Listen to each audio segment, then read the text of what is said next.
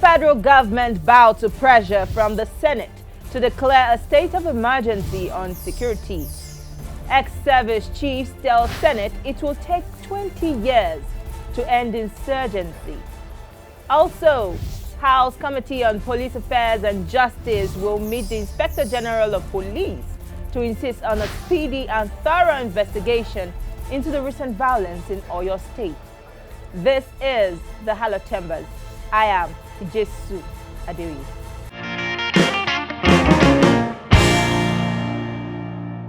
The Kagara abduction and the dangerous trend of insecurity forced the Senate to call for a state of emergency.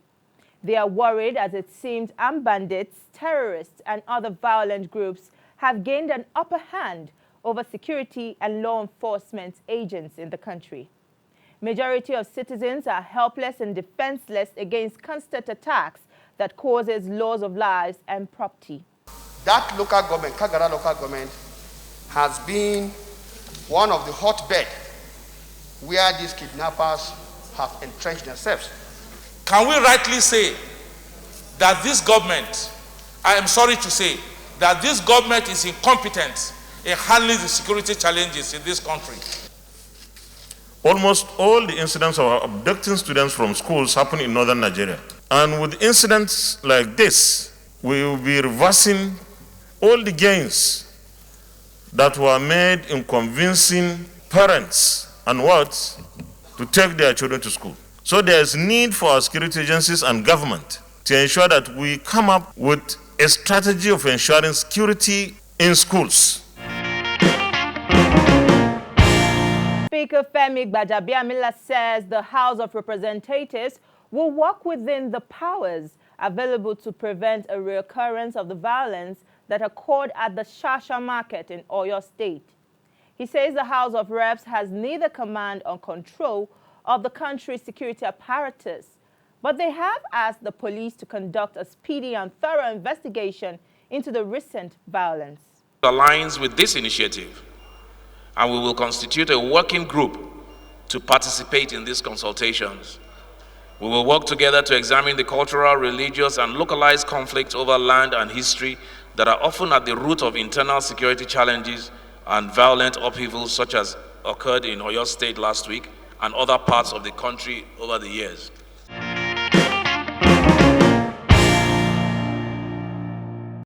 The member representing Kana-Gokana Federal Constituency, Dumamene Deko, also wonders why it seems insecurity and crime is becoming increasingly widespread. We live in a country where there are several sets of laws that are applicable to different sets of people. I make bold to say so because we have had this issue of headsmen all over the place, and nobody cares, nobody says anything. It's quite sad that people are being slain, slaughtered for no just cause. Some of them just because they own farms. Some of them because they come from certain parts of the country. It is sad. You cannot keep telling us that headsmen are not from Nigeria. So how did they get into Nigeria? You see all kinds of operations in all parts of the country. And those are geared towards ensuring that these things don't find, their footing in those places, particularly in the Niger Delta, even in Igbo land. Why have they not been able to label the headsmen as terrorist groups? They kill and maim every day. One way of handling it is ensuring that they are proscribed and they are labeled terrorist groups in this country. In the international climb, outside here, they are seen as one of the worst terrorists in the world. But here in Nigeria, it's fertile ground for them. So I'm beginning to feel that it is business as usual. In fact, in a community in my own constituency, a particular community called Banlueku, in the Nyokana district area of Kana local government of Rivers State, it took the clear intervention of my good self, the chairman, the House of Assembly member, and everybody. They just walked into land, government land, because there was a farm there, and they just started building huts. Nobody is against people migrating from point A to point B. But that does not have to affect the livelihood of any other person.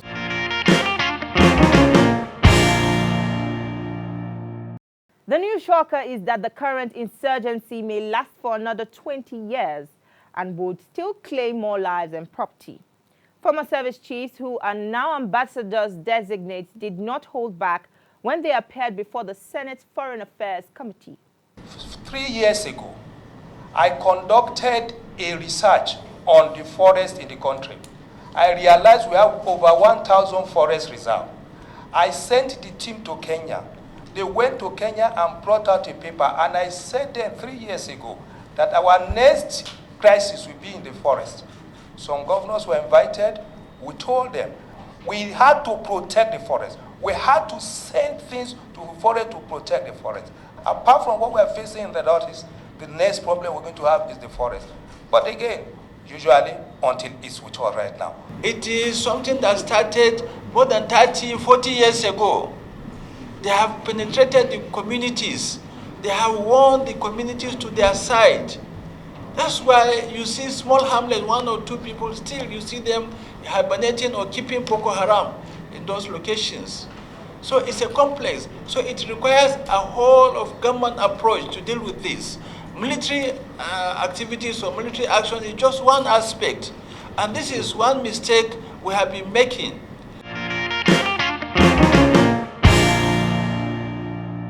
After the break, I will talk to Senator Ubasani, representing Kaduna Central Senatorial District and the sponsor of the Firearms Amendment Bill that has now scaled second reading.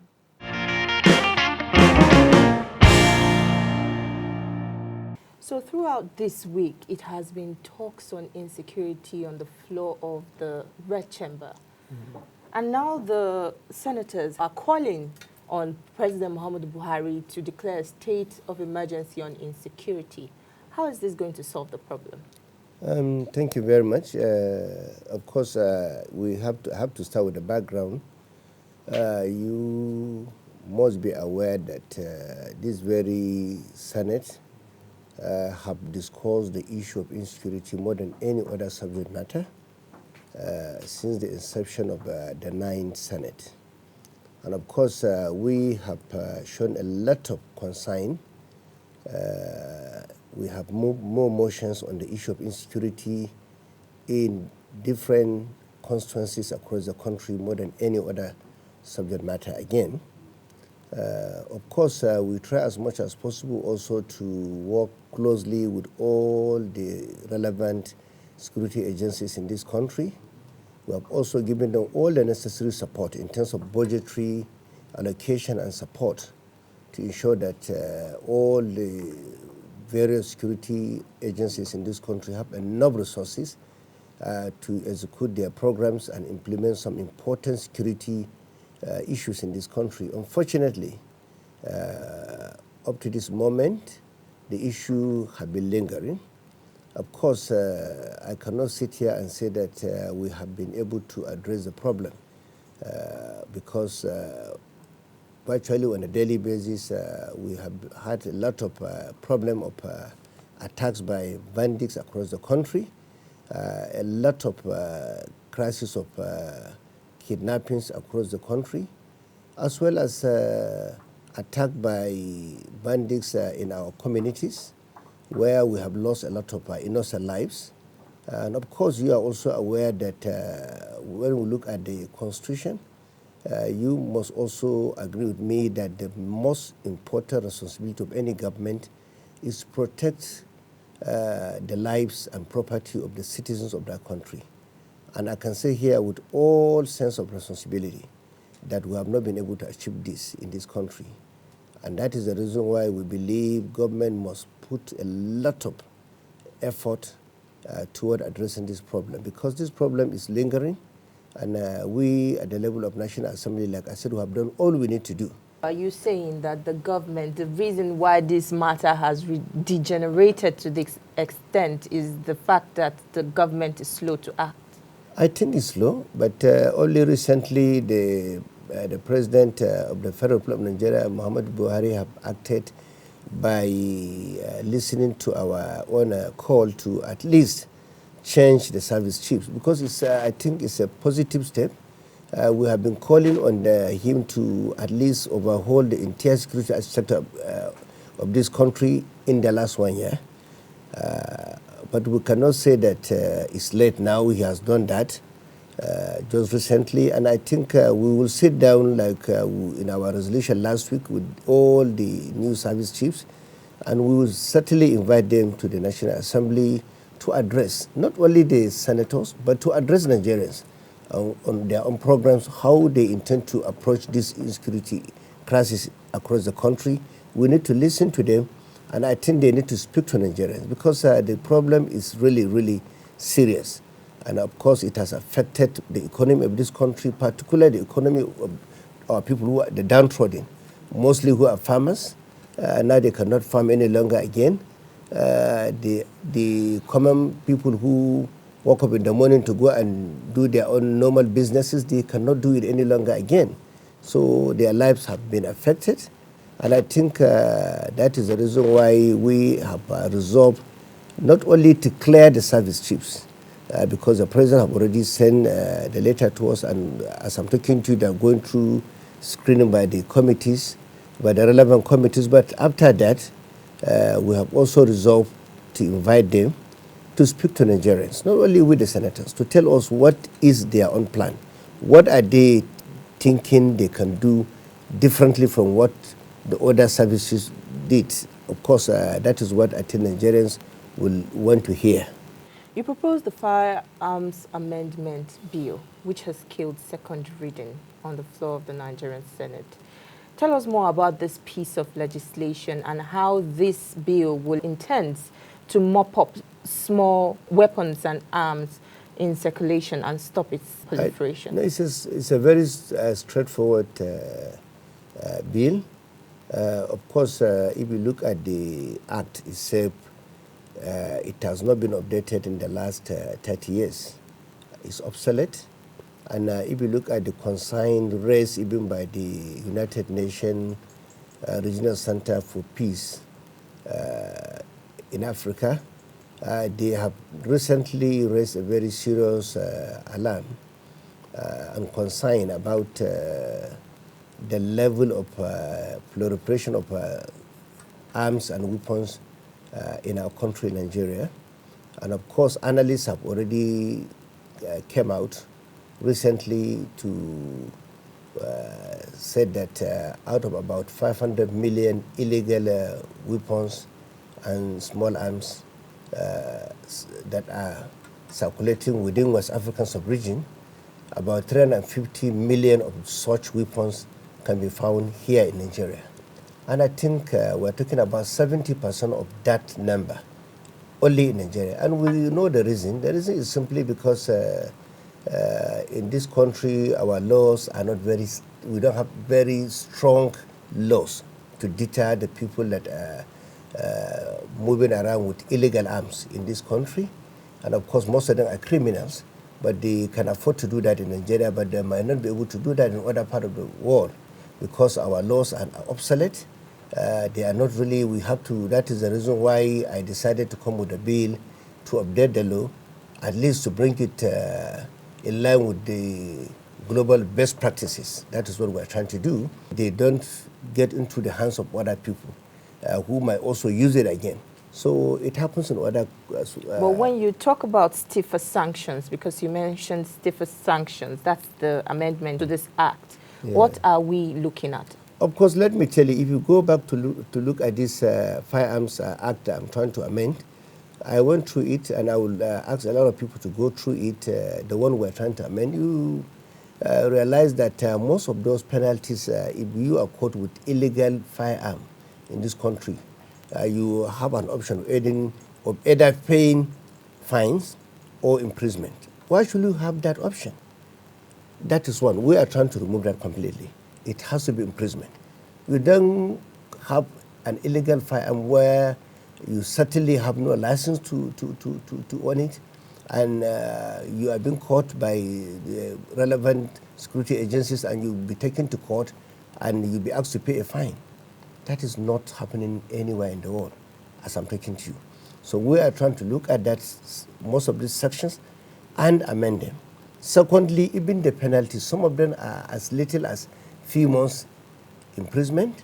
Some are even bailable offenses, charges. So we believe these are the areas where we need to look at it if we really are serious about addressing the problem of insecurity in this country.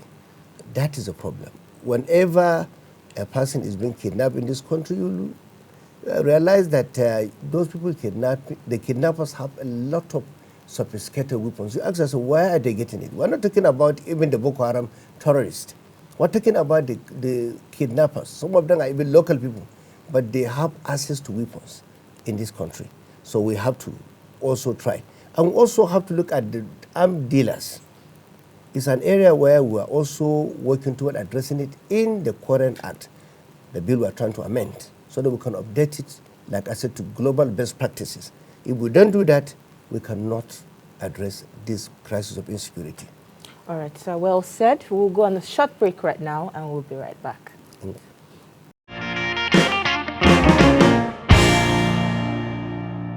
People in the rural communities in your state have suffered several attacks, crimes, and all sorts.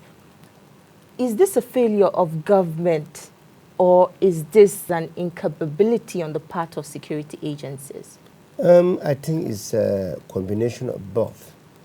I can't say that it's the government, but when you say government, you have to be a bit specific, because when you talk of government, you know the system of government we practice in Nigeria, the presidential system of government, where the entire security in this country is being controlled by the federal government, not the state government.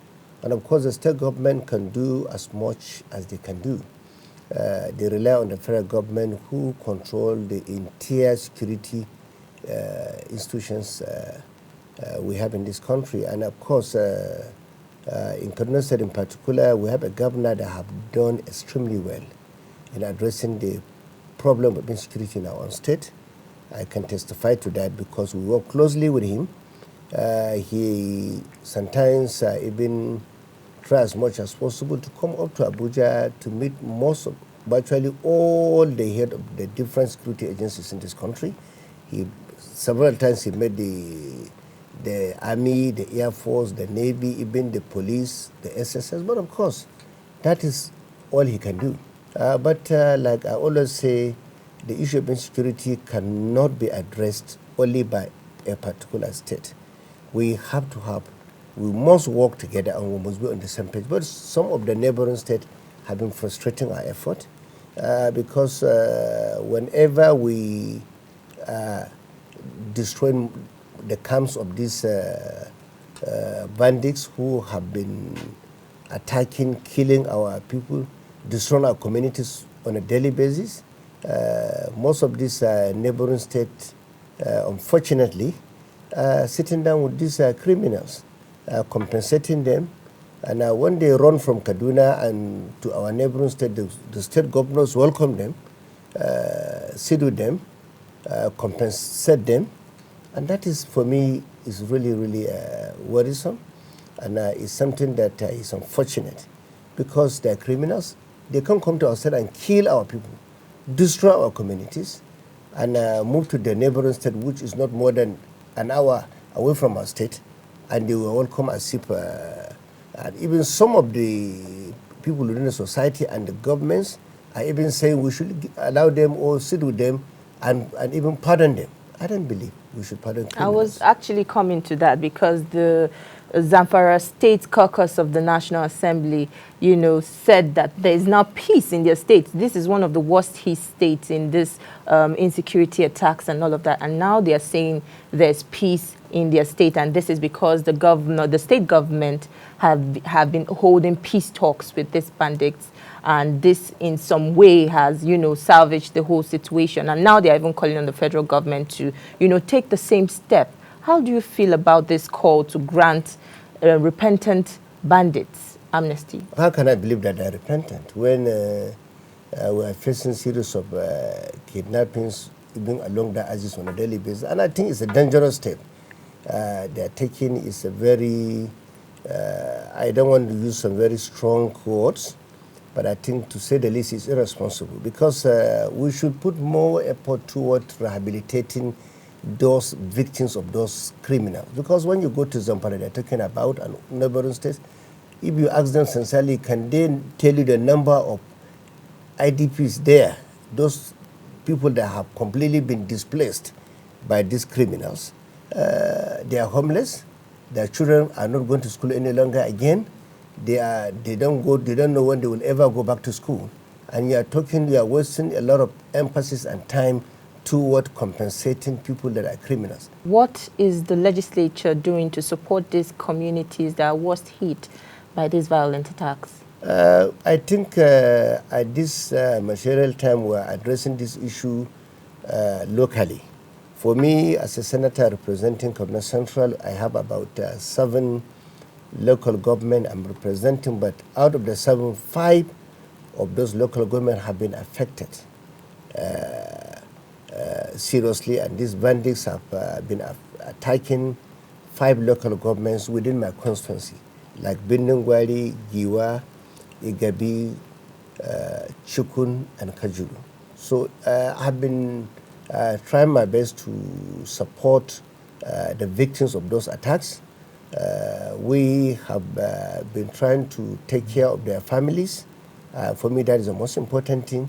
We are trying to provide shelter to them, because it's also very important intervention.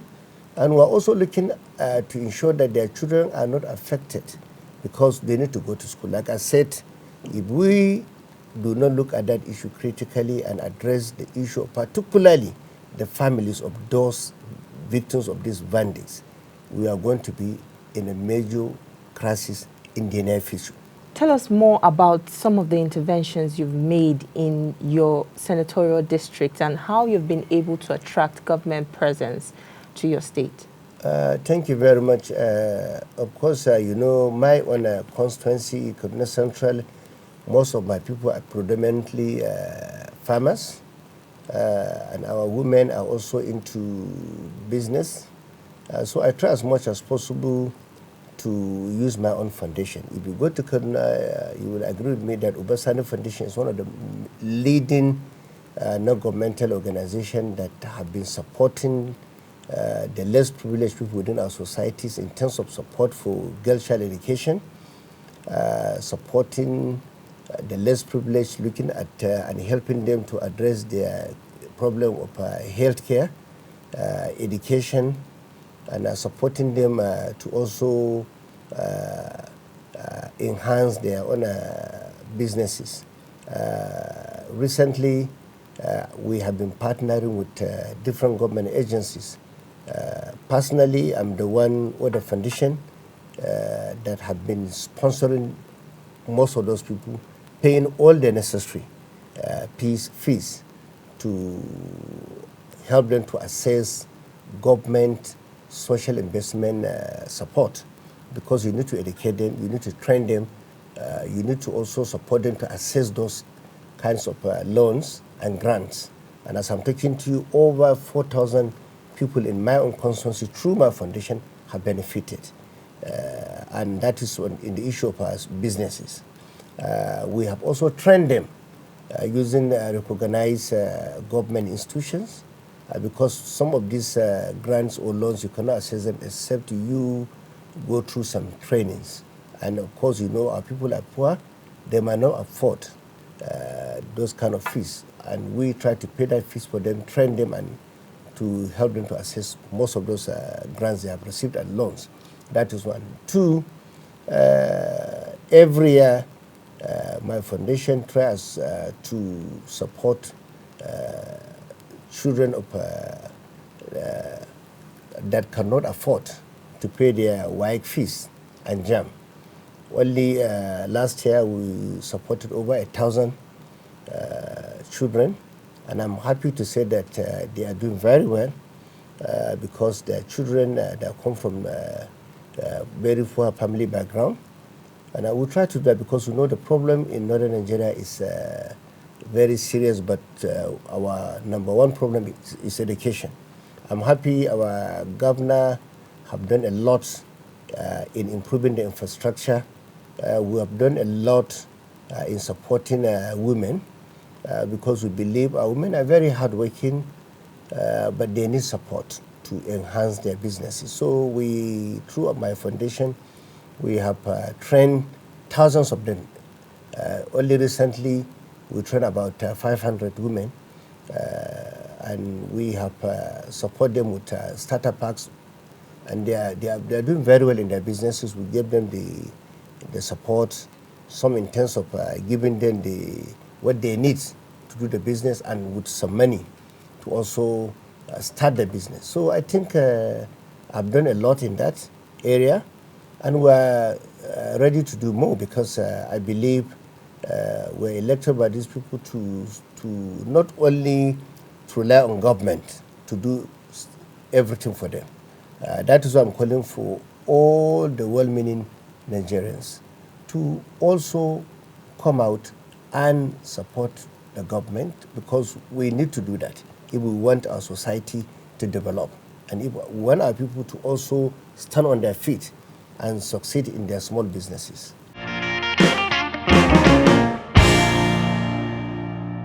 That is the much we have for you on the program this week. Do not forget to follow us on all our social media platforms. Also, follow me on Twitter to continue the conversation online. My handle is @TJSuAdeoye TVC. Thank you for watching. See you next time.